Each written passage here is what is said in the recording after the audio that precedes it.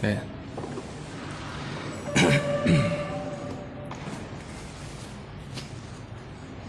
Bismillahirrahmanirrahim. Assalamualaikum warahmatullahi wabarakatuh. Innal hamdalillah nahmaduhu wa nasta'inuhu wa nastaghfiruh wa na'udzu billahi min shururi anfusina wa min sayyiati a'malina.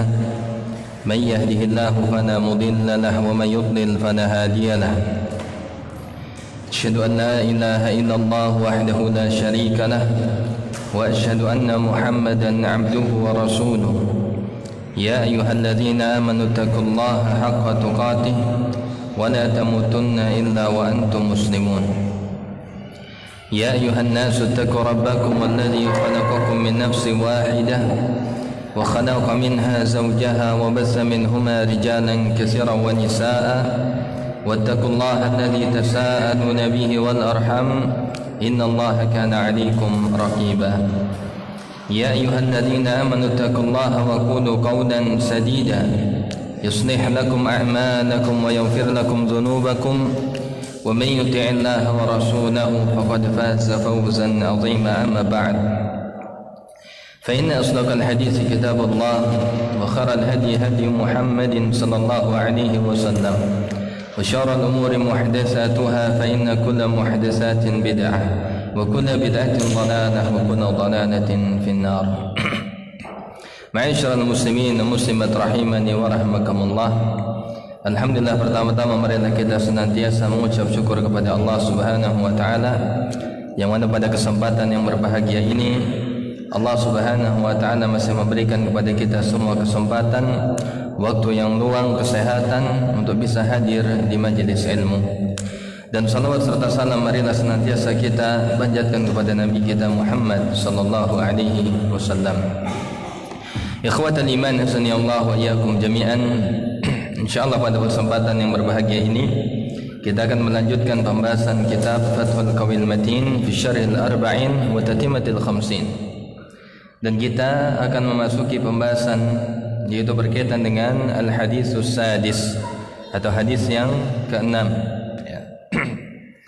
Yang mana di sini disebutkan oleh al-muallif al-Imam An-Nawawi an Abi Abdurrahman An-Nu'man ibn Bashir radhiyallahu anhu qala sami'tu Rasulullah sallallahu alaihi wasallam yaqul innal halala bayyinun wa innal harama bayyin وبينهما أمور مشتبهات لا يعلمهن كثير من الناس فمن اتقى الشبهات فقد استبرأ لدينه وإرضه ومن وقع في الشبهات وقع في الحرام كالراعي يرعى حول الهما يوشك أن يرتع فيه ألا وإن لكل ملك حمى ألا وإن حمى الله محارمه ألا وإن في الجسد مضغة إذا صلحت صلح الجسد كله وإذا فسدت فسد الجسد كله ألا وهي القلب.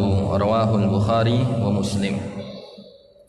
Dari sahabat Abi Abdurrahman An-Nu'man bin Bashir radhiyallahu taala anhuma, dia berkata, kata beliau, aku mendengar Rasulullah sallallahu alaihi wasallam bersabda, innal halala bayyin, sesungguhnya yang halal itu adalah jelas, wa innal harama bayyin, dan sesungguhnya yang haram itu juga jelas, wa bainahuma umurun mushtabihatun, dan di antara keduanya, antara yang halal dan yang haram, terdapat perkara-perkara yang mushtabihat, yang samar-samar, la ya'lamuhunna katsirun minan nas, dan tidak banyak yang mengetahuinya dari sebagian besar manusia.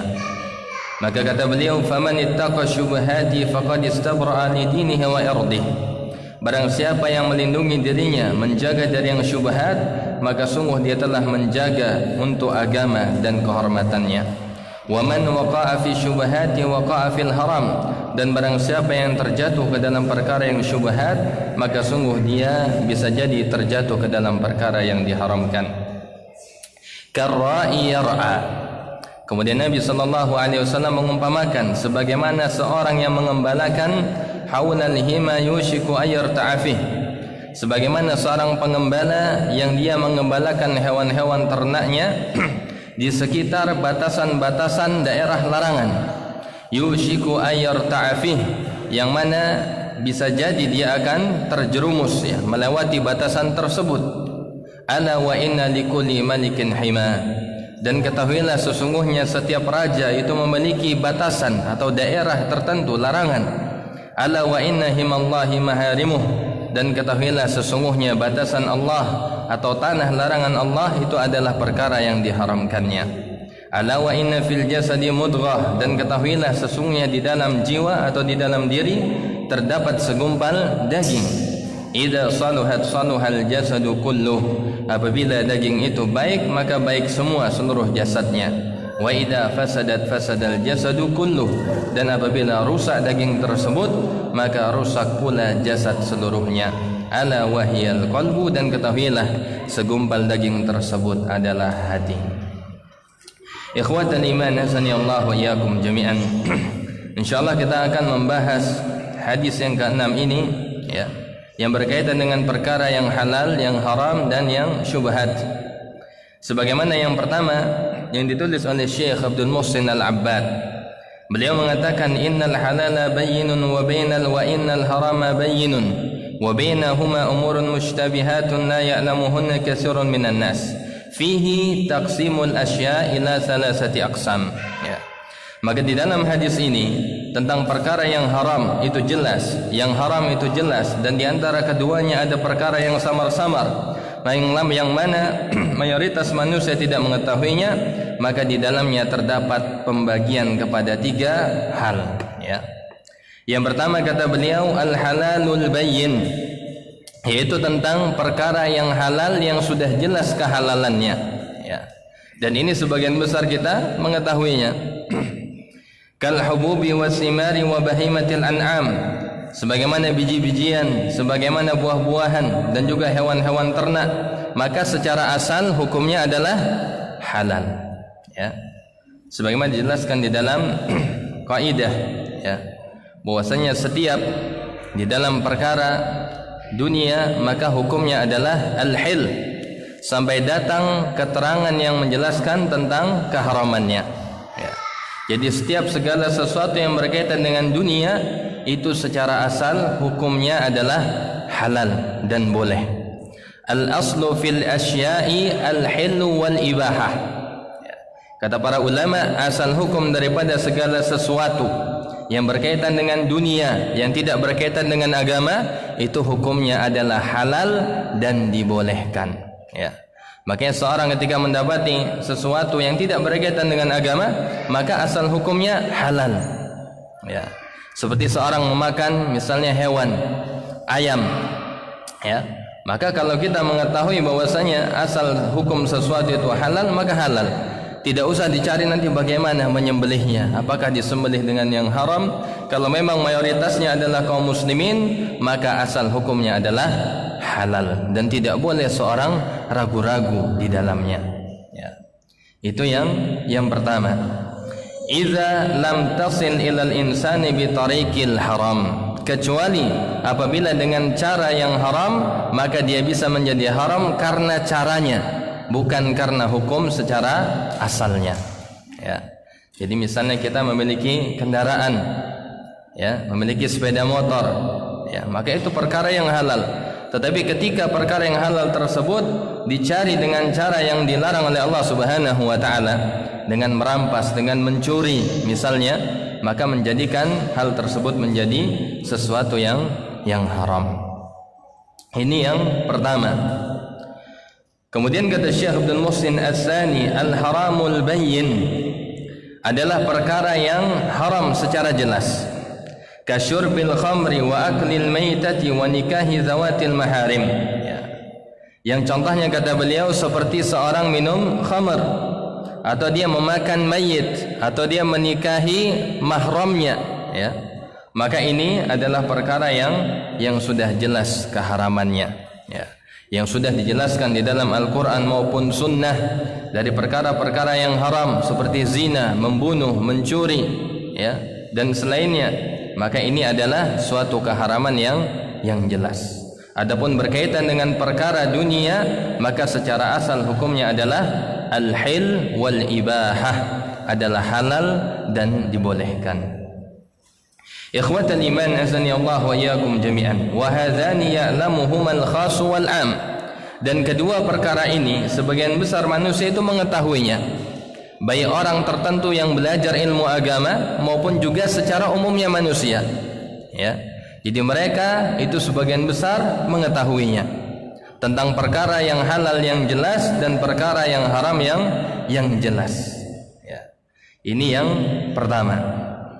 Kemudian yang ketiga yang berkaitan dengan perkara yang tidak jelas atau yang mutasyabihat. Kata beliau al-salisu al-mutasyabihatu al-mushtabihatul mutaraddidatu bainal hilli wal hurmah falaysat minal halalil bayyin wala minal haramil bayyin wa hadhihi la ya'lamuha katsirun minan nas. Ya. Dan adapun yang ketiga adalah perkara-perkara yang mushtabihat, yang samar-samar, yang meragukan antara halal atau haram, ya. Falaysat minal halalil bayyin, dia bukan termasuk ke dalam perkara yang halal secara jelas, bukan juga masuk ke dalam perkara yang haram secara jelas, ya. Dan biasanya dalam perkara yang mutasyabihat seorang itu akan apa? Akan ragu-ragu, ya. Ini halal atau tidak, ya. Sehingga ada keraguan di dalam dirinya. Makanya kata beliau wa hadhihi la ya'lamuha katsirun minan nas. Dan hal ini sebagian besar manusia itu tidak mengetahuinya. Ya. Jadi bagaimana dia menentukannya? Kecuali orang-orang yang dia belajar menuntut ilmu agama, dia akan bisa untuk menjelaskan, ya, bahwasanya hal ini bisa masuk ke dalam yang haram atau ke dalam suatu yang halal yang dibolehkan. Maka ini hanya orang-orang tertentu, yaitu orang-orang yang senantiasa belajar ilmu agama. Jadi pembagian ke dalam tiga perkara itu ke dalam sesuatu yang halal yang jelas, itu yang pertama. Kemudian yang kedua adalah yang haram yang jelas. Kemudian yang ketiga adalah perkara yang samar-samar dan ini hanya sedikit yang mengetahuinya. Maka ini jamaah sekalian rahimani wa rahimakumullah, di antara keutamaan seseorang dia menuntut ilmu agama adalah untuk bisa membedakan mana yang hak, mana yang batil. Ketika ada perkara yang mustabihat, yang samar-samar, maka dia tidak akan terjerumus di dalamnya. Dia bisa menghindarinya. Ya. Kalau itu memang suatu yang memang dibolehkan, maka dia tidak akan ragu untuk melakukannya. Tapi kalau perkara tersebut memang samar dan tidak bisa untuk dia menentukannya, ya, maka dia akan menjauhinya. Maka inilah yang disebutkan oleh para ulama, yaitu bahwasanya la ya'lamuhunna katsirun minan nas. Tidak setiap orang bisa membedakan kemana, ya, perkara yang mustabihat tersebut lebih condong kepada yang halal yang dibolehkan atau kepada yang haram yang harus dijauhi. Ikhwatan iman azani Allah wa iyyakum jami'an. Itu yang poin yang pertama, ya. Kemudian poin yang kedua berkaitan dengan sabda Nabi sallallahu alaihi wasallam, "Faman ittaqa syubhati faqad istabra'a li dinihi wa irdihi." Barang siapa yang menjaga dirinya dari perkara yang samar-samar, maka sungguh telah menjauhkan bagi dirinya, bagi agamanya dan juga kehormatannya, ya, untuk menyelamatkan agama serta kehormatannya. Dan barang siapa waman waqa'a fi syubhat waqa'a fil haram, dan barang siapa yang senantiasa dia melakukan perkara yang syubhat, maka bisa jadi dia akan terjerumus ke dalam perkara yang jelas keharamannya, ya. Dan kemudian Nabi sallallahu alaihi wasallam memberikan permisalan, karra'i yar'a, sebagaimana seorang pengembala yang dia mengembalakan hewan-hewannya di daerah tanah larangan, ya. Jadi ada batasan-batasan wilayah tertentu. Yushiku ayar tahfih, yang mana dia khawatir hewannya tersebut bisa masuk ke dalam wilayah larangan. Ala wa inna likulli malikin hima, ketahuilah bahwasanya setiap raja itu memiliki daerah kekuasaan atau tanah larangan. Ala wa inna himallahi maharimuhu, dan ketahuilah bahwasanya larangannya atau batasan larangannya Allah Subhanahu wa taala adalah dalam perkara yang diharamkan oleh Allah Subhanahu wa taala. Kata Syekh Abdul Muhsin Al-Abbad, hada yarji'u ila al-qismi tsalis, ya. Jadi perkara yang berkaitan dengan sabda Nabi sallallahu alaihi wasallam ini berkaitan dengan perkara yang ketiga, yaitu perkara yang mushtabihat atau yang samar-samar. Maka kata beliau, "Fayatajannabaha al-insan wa fi dzalika salamah li dinihi fima bainahu wa bain Allah." Ya. Tatkala seorang dia menjauhi perkara yang samar-samar, yang tidak jelas hakikatnya, apakah dia masuk ke dalam perkara yang halal yang jelas atau yang haram yang jelas, dia berusaha untuk menjauhinya, maka di dalam hal tersebutlah seseorang akan selamat, baik untuk agamanya, antara dia dan antara Allah Subhanahu wa taala. Ya. Jadi karena di sini ada kata lidinihi, untuk agamanya. Berarti berkaitan dengan dirinya dan Allah Subhanahu wa taala. Ketika seorang terjatuh ke dalam perkara yang haram misalnya, maka dia akan mendapatkan dosa, dan dosa konsekuensinya adalah azab di sisi Allah Subhanahu wa taala. Ya. Wassalamatu li'irdihi fima bainahu wa bainan nas. Begitu juga seorang ketika berusaha menjauhi perkara yang syubhat, maka ini keselamatan untuk kehormatannya, ya, antara dirinya dan antara manusia.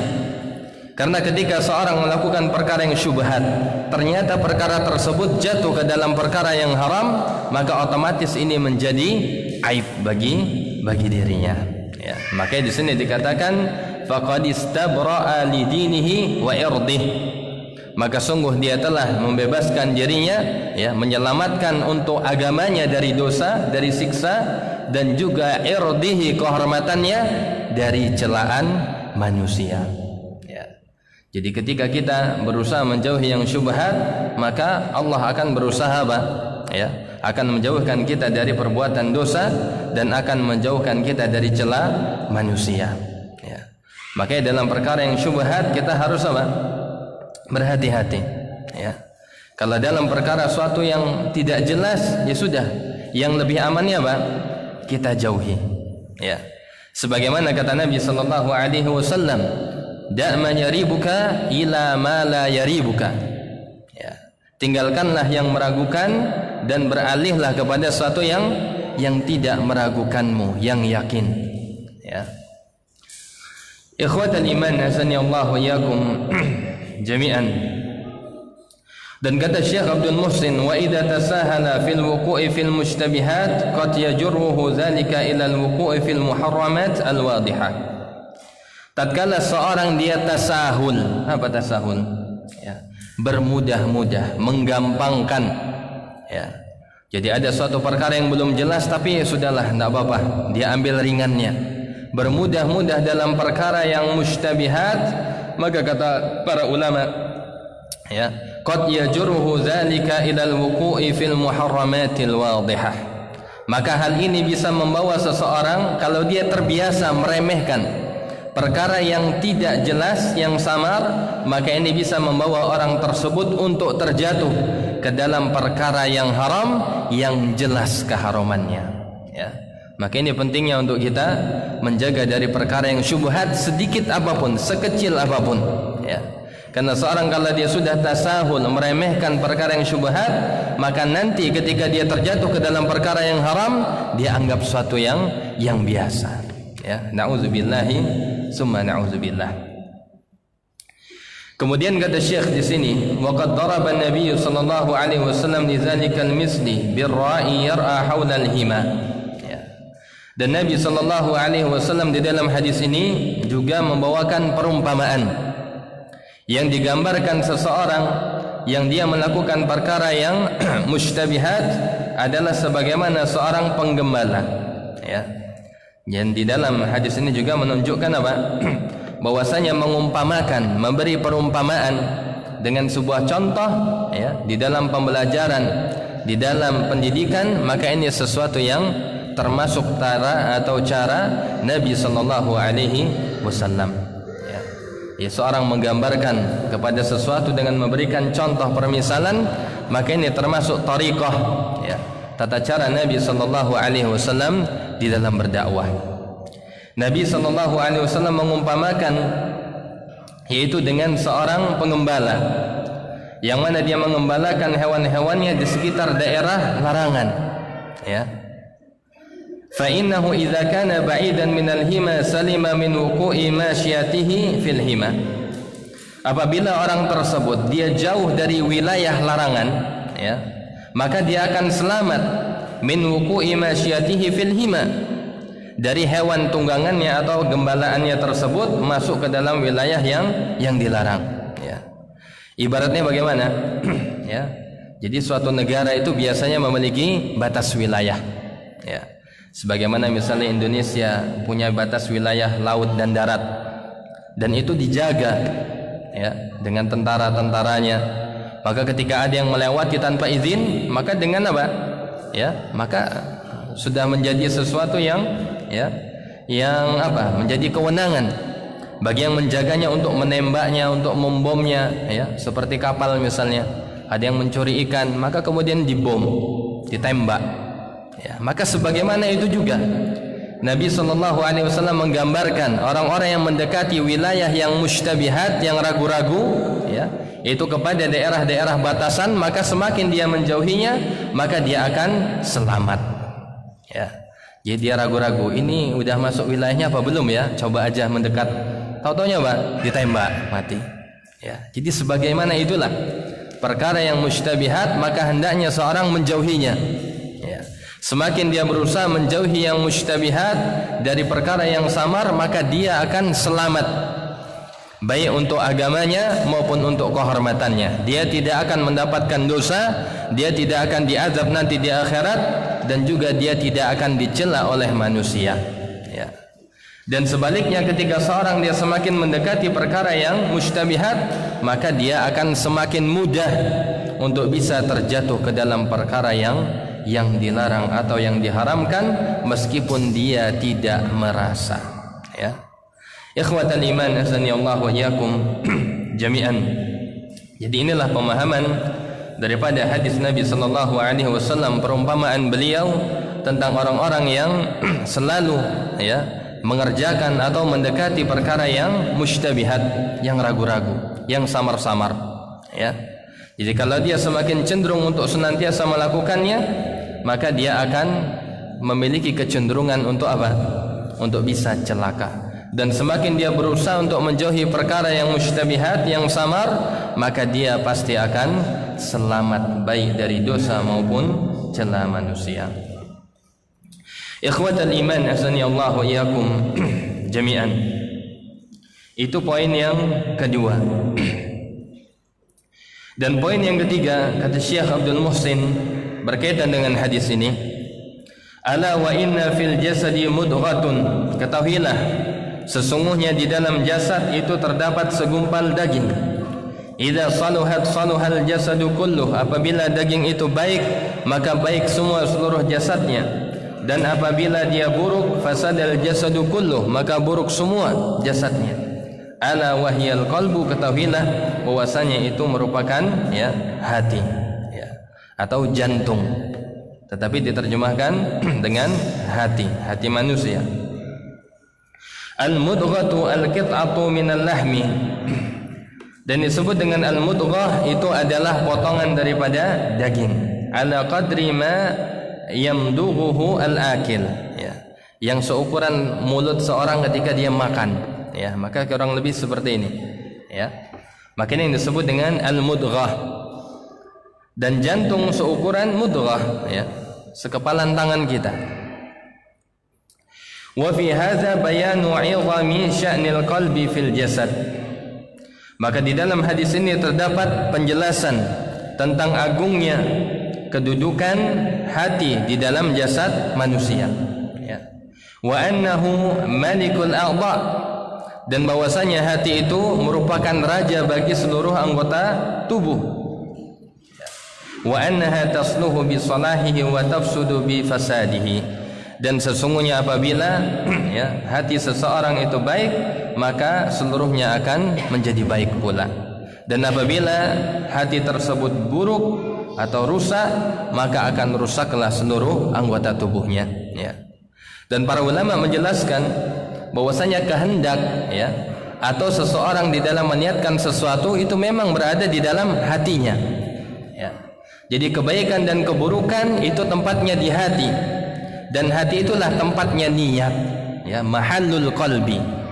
Ketika seorang dia senantiasa meniatkan kebaikan, senantiasa meniatkan keikhlasan, ya, dan hatinya menjadi baik, maka otomatis amalnya juga akan apa? Akan menjalankan kebaikan tersebut.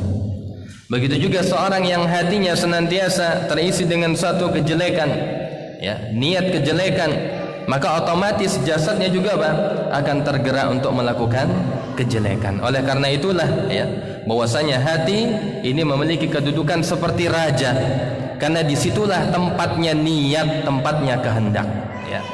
Jadi bukan di dalam otak, bukan, ya.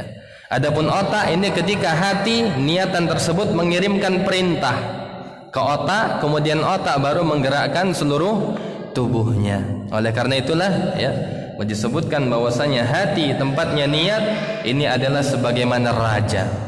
Ketika seorang bisa menjaga hatinya dari kesyirikan, dari riya, dari sum'ah, dari hasad, dari takabbur, dari ujub, maka insya Allah segala perbuatannya, amaliyahnya juga berisi kebaikan, keikhlasan, ketawaduan, ya, dan juga kebaikan kepada manusia yang lainnya. Dan sebaliknya, ketika hatinya penuh dengan perbuatan-perbuatan, ya, na'udzubillah, kesyirikan, kesombongan, takabbur, ya, hasad, iri, dengki, dan seterusnya, maka niscaya itu akan menggerakkan seluruh tubuhnya untuk melakukan perbuatan kesyirikan tersebut dan juga perbuatan yang bisa menzalimi manusia lainnya. Na'udzubillahi summa na'udzubillah.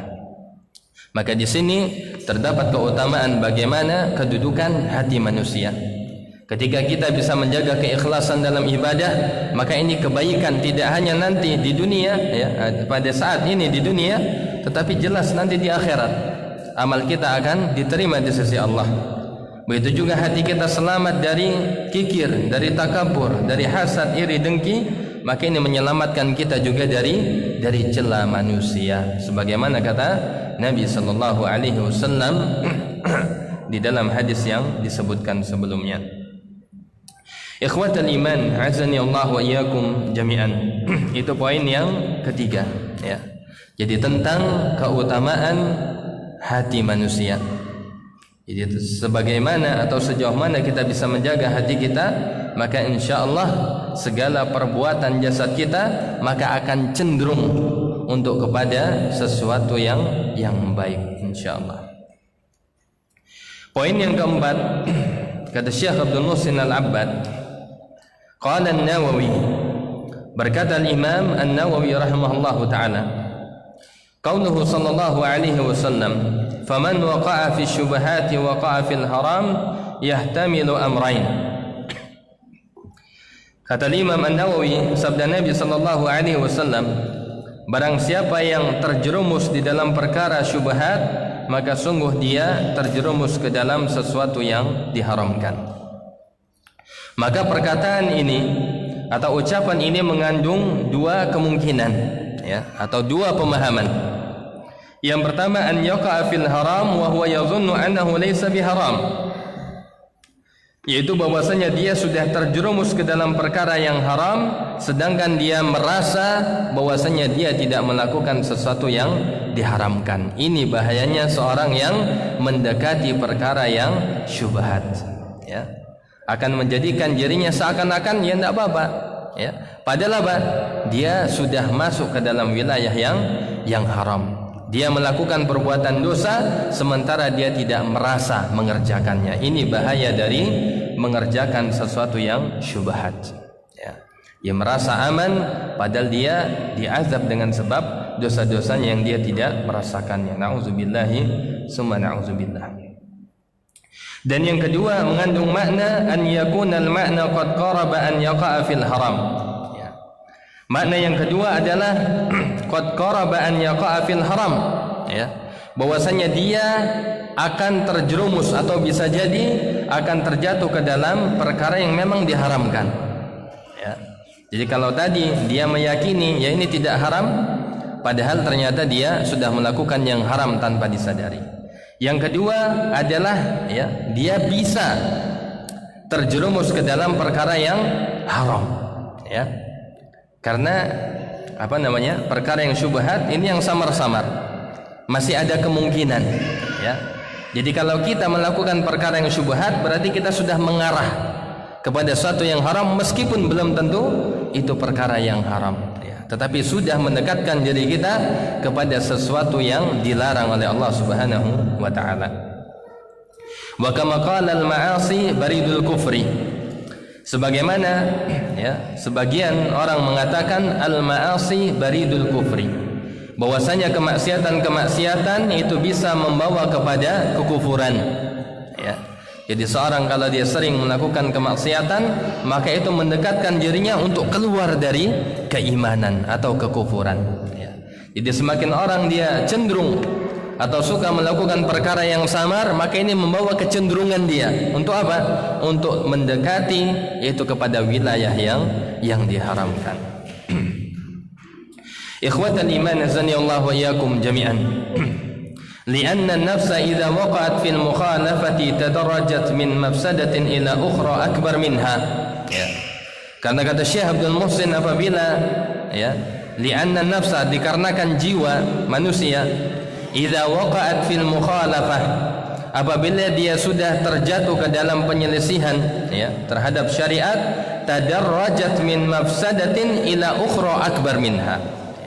Maka dia biasanya kalau dia sudah menyelisihi perkara yang sudah jelas, ya, diharamkan, dia menyelisihnya, maka ini akan membawakan dirinya step by step kepada mafsadat yang lebih besar, ya.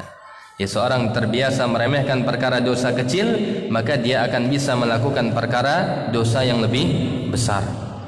Seorang yang terbiasa untuk melakukan apa namanya, ya, seperti dalam hadis ini yang syubhat, maka semakin lama dia akan sampai kepada perkara yang haram. Jadi membawa seseorang, mengarahkan seseorang kepada sesuatu yang lebih berbahaya, ya.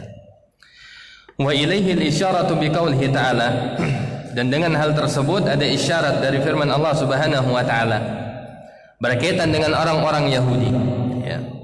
Kata Allah Subhanahu wa taala, wa yaqtuluna al-anbiya'a bighairi haqq dzalika bima asaw wa kanu ya'tadun. Dan mereka orang-orang Yahudi membunuh para nabi-nabi mereka dengan tanpa hak, yang demikian itu dikarenakan oleh perbuatan maksiat mereka yang dulu dan karena mereka melampaui batas, ya. Jadi dari ayat ini diambil kesimpulan bahwasanya orang Yahudi, kenapa mereka sampai bisa membunuh, dan yang dibunuh adalah para nabi, orang-orang yang mulia, utusan Allah, itu tidak lain dan tidak bukan dikarenakan bima asaw wa kanu ya'tadun, adalah dikarenakan mereka sering melakukan perbuatan dosa dan melakukan perbuatan melampaui batas. Sampai akhirnya, Pak, yang paling besarnya adalah mereka membunuh, ya. Dan bahkan yang dibunuh adalah para nabi-nabi Allah. Na'udzubillahi summa na'udzubillah, ya. Maka dari sini diambil faidah bahwasanya kemaksiatan apabila dilakukan dari sesuatu yang kecil, maka bisa mengarahkan kepada sesuatu yang lebih besar, ya. Makanya para ulama menjelaskan janganlah kalian meremehkan dosa, ya. La tahkiranna as-saghirata fa innal jibala minal asa. Jangan kalian meremehkan dosa kecil, karena sesungguhnya gunung itu, ya, terbangun dari sesuatu batu kerikil, ya. Jadi gunung yang besar itu karena adanya unsur partikel yang kecil. Maka semakin banyak seorang mengerjakan dosa kecil, maka dia akan menjadi dosa yang besar. Sebagaimana kata para ulama, la kabirata ma'al istighfar wa la saghirata ma'al israr. Ya. Tidaklah dosa itu menjadi besar selama diiringi dengan istighfar, dan tidaklah dosa kecil itu, ya, tidaklah dia hilang atau justru akan semakin besar ketika seorang sering atau senantiasa melakukannya, ya. Jadi dosa kecil kalau terus-menerus dilakukan, maka bisa menjadi dosa besar. Tapi dosa besar ketika dia bertaubat, dia beristighfar, maka dia akan menjadi sesuatu yang kecil, ya. Maka ini ikhwatal iman azani Allah wa iyyakum jami'an. Dan kemudian di sini juga ada hadis Nabi sallallahu alaihi wasallam yang dibawakan oleh Syekh Abdul Muhsin La'anallahu sariqa yasriqul baydata fatuqta'u yaduhu wa yasriqul habla fatuqta'u yaduhu. Ya. Allah Subhanahu wa taala melaknat pencuri yang mana dia mencuri apa? Al-baydah, sebutir telur. Fatuqta'u yaduhu, kemudian dipotong tangannya. Wa yasriqul habla, dan dia mencuri al-habl. Apa al-habl? Tali, ya, atau ikatan. Fatuqta'u yaduhu, kemudian apa? Dipotong tangannya. Maka dari hadis ini, ya, menunjukkan bahwasanya seorang dari mencuri apa tadi? Telur, kemudian dia bisa mencuri sesuatu yang lebih dari itu, ya. Jadi hati-hati kita dari melakukan suatu perkara yang kita anggap kecil, akan tetapi apa? Ini bisa mendorong seorang untuk melakukan kemaksiatan yang lebih besar. Na'udzubillahi summa na'udzubillah. Itu poin yang keempat. Kemudian poin yang kelima, kata Syekh Abdul Muhsin Al-Abbad, An-Nu'man bin Bashir radhiyallahu anhuma min sigharis sahabah. Ya. Bahwasanya sahabat An-Nu'man bin Bashir, semoga Allah meridai keduanya, ini merupakan sahabat-sahabat junior. Ya. Ada sahabat senior, ada sahabat junior. Wa qad tuwfiya Rasulullah sallallahu alaihi wasallam wa umruhu 8 sanawat. Ya. Dan Nabi sallallahu alaihi wasallam ketika wafat, umur beliau itu baru 8 tahun. Ya, masih kecil. Masih kelas 2 SD. Kurang lebih, ya. Masih kecil, Rasul wafat, tapi dia sudah bisa meriwayatkan hadis. Masyaallah. Wa qad qala fi riwayatihi hadzal hadis, dan sungguh dia telah mengatakan di dalam riwayat hadisnya ini, sami'tu Rasulullah sallallahu alaihi wasallam yaqul, aku pernah mendengar Rasulullah sallallahu alaihi wasallam bersabda. Ya. Maka ini menunjukkan juga bagaimana sahabat-sahabat yang masih kecil di zaman itu, mereka termasuk orang apa? Yang suka menghafal, ya, pelajaran, yang suka menghafal, ya. Jadi di sini termasuk menunjukkan keutamaan seorang yang menghafal. Apalagi yang dihafal adalah hadis Nabi sallallahu alaihi wasallam. Dan dia termasuk penjaga agama dengan sebab dia meriwayatkan hadis ini. Dia berkata, wa huwa yadullu ala sihhati tahammulis saghiril mumayyiz. Maka dari hadis ini juga dengan ucapannya sami'tu, saya mendengar, ya. Maka ini merupakan sighah yang kuat, ya. Berbeda ketika dikatakan qila, ya. Dikatakan, ya, atau diriwayatkan, ini tidak sami'tu, saya mendengar. Ya, dengan sighah yang kuat menunjukkan kalau benar-benar hadis ini dia yang membawakannya, ya. Maka ini menunjukkan sihhati tahammulis saghir al-mumayyiz, ya. Jadi dari hadis ini menunjukkan bahwasanya dibolehkan atau sahnya periwayatan hadis yang diriwayatkan oleh seorang yang masih kecil dan dia sudah tamyiz, ya. Jadi sah. Karena mungkin ada sebagian yang mereka tidak menerima hadis yang diriwayatkan orang-orang yang kecil, karena, ya, anak kecil bisa jadi dia salah, bisa jadi dia lupa. Tapi karena, ya, dia mengatakan sami'tu, maka ini menunjukkan apa? Hadis ini juga diterima, maka menunjukkan bahwasanya diterimanya periwayatan, yaitu hadis yang diriwayatkan oleh seorang yang masih kecil dan dia sudah tamyiz, ya, 8 tahun sudah tamyiz.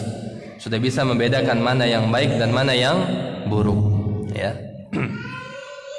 Wa annama tahammalahu fi hali sigharihi wa addahu fi hali kibarihi fa huwa maqbulun, ya.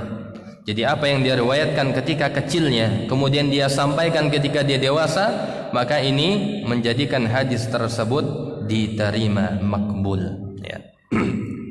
Wa misluhul kafir idza tahammala fi hali kufrihi wa adda fi hali islamih. Begitu juga yang semisal dengan ini adalah ketika seorang dia masih kafir, ya.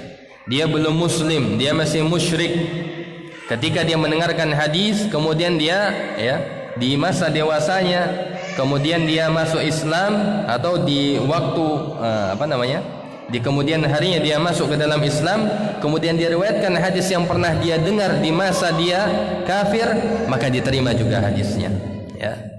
Jadi ini sama dalam perkara seorang yang kecil tadi tersebut. Ikhwatal iman Allah wa iyyakum jami'an. Itu poin yang kelima, bahwasanya diterimanya hadis seorang yang masih kecil selagi dia tamyiz, ya, umur 8 tahun. Kemudian poin yang keenam, ini yang terakhir, mudah-mudahan waktunya cukup. Sudah azan dah? Ya, azan dulu ya, Pak.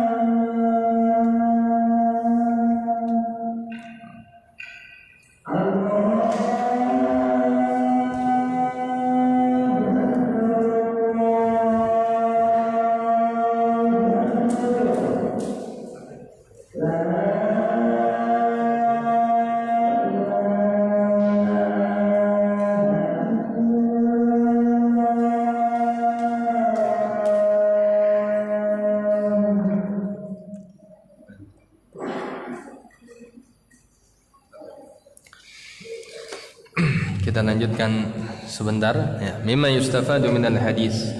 Faedah yang bisa diambil dari hadis yang pertama, kata Syekh, bayan taqsim al-asya' fi syari'ati ila halalin bayyin wa haramin bayyin wa mushtabihin mutaraddidin bainahuma, ya. Ini penjelasan tentang pembagian 3 perkara di dalam syariat kita ini ke dalam, pertama, Pak, suatu perkara yang halal yang jelas kehalalannya.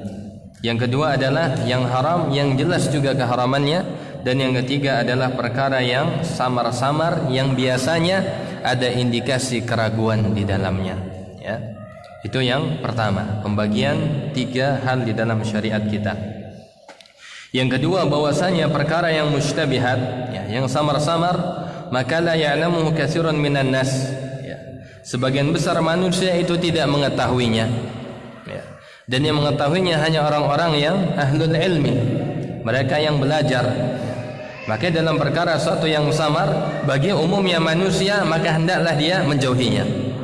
Tapi bagi sebagian manusia yang diberikan ilmu, maka yang bisa membedakan ini masuk ke dalam perkara yang halal atau yang haram, maka dia boleh memilih. Oh, ternyata menurut ilmu yang saya dapat ini menjurus kepada sesuatu yang haram, maka dia tinggalkan. Tapi kalau ternyata ini kepada sesuatu yang halal dan dibolehkan, maka boleh bagi sebagian manusia tadi untuk mengerjakannya. Tapi bagi umumnya manusia, awamnya manusia yang dia tidak memiliki ilmu, hendaklah apa?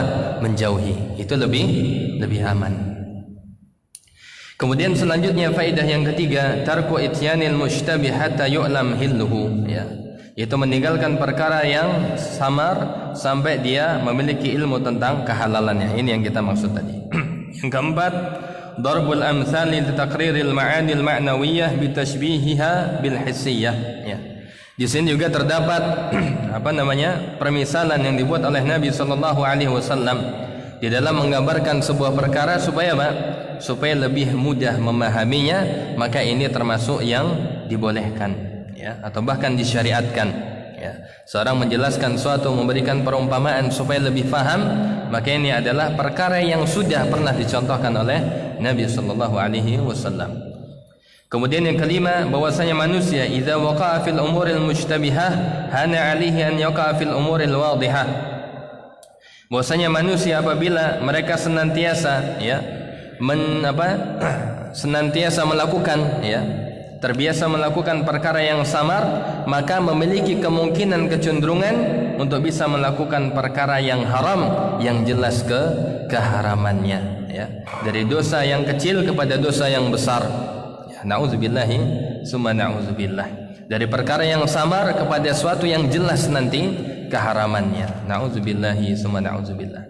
Kemudian yang keenam, bayanu 'izami sya'nil qalbi. Penjelasan tentang agungnya kedudukan hati bagi manusia, dan bahwasanya anggota tubuh itu mengikuti hati tersebut, sebagaimana kita sampaikan, dikarenakan apa?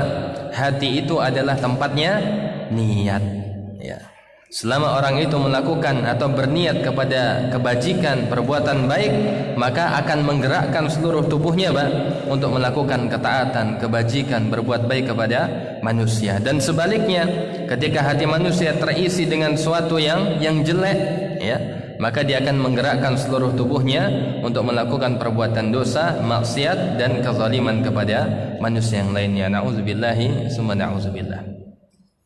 Kemudian yang ketujuh, anna fasadil zahir dalilun ala fasadil batin. Yang ketujuh, bahwasanya rusaknya sesuatu yang zahir menunjukkan rusaknya apa yang ada di dalam batinnya. Jadi zahirnya perbuatan dosa itu karena hatinya buruk. Jadi kita kalau naudzubillah, kita cenderung dari tingkah laku kita, kita suka pemarah, suka ghibah, kita suka zalim kepada orang, berarti hati kita perlu kita koreksi, berarti hati kita penuh dengan penyakit. Nauzubillah summa nauzubillah. Dan begitu sebaliknya, ketika zahirnya manusia itu baik, maka mudah-mudahan itu pertanda hatinya juga adalah dia memiliki hati yang mulia, hati yang baik. Kemudian yang kedelapan, anna fi ittiqa'i syubhati muhafazatul insan ala dinihi minan naqsi wa irdihi minal aibi wassilabi. Dan kemudian yang terakhir dari faidahnya adalah bahwasanya di dalam menjaga diri kita dari perbuatan yang syubhat, yang samar, maka ini sebagai penjagaan untuk agama kita dari untuk bisa melakukan perbuatan dosa, atau untuk kehormatan kita untuk menjauhi celah manusia. Jadi semakin kita menjauhi perbuatan yang syubhat, yang samar, maka ini akan semakin menjaga diri atau menjaga agama kita untuk kita tidak diazab oleh Allah Subhanahu wa taala, dan juga agar tidak dicela kehormatan kita oleh manusia. Ikhwatal iman, azani Allah wa iyyakum jami'an. Mungkin ini beberapa faedah yang mudah-mudahan dari hadis yang mulia ini kita bisa mengambil manfaatnya, kita bisa mengamalkan dalam kehidupan kita sehari-hari. Kurang lebihnya mohon maaf, dan kita akhiri dengan doa kafaratul majlis. Subhanakallahumma bihamdika asyhadu an la ilaha illa anta astaghfiruka wa atubu ilaik. Assalamualaikum warahmatullahi wabarakatuh.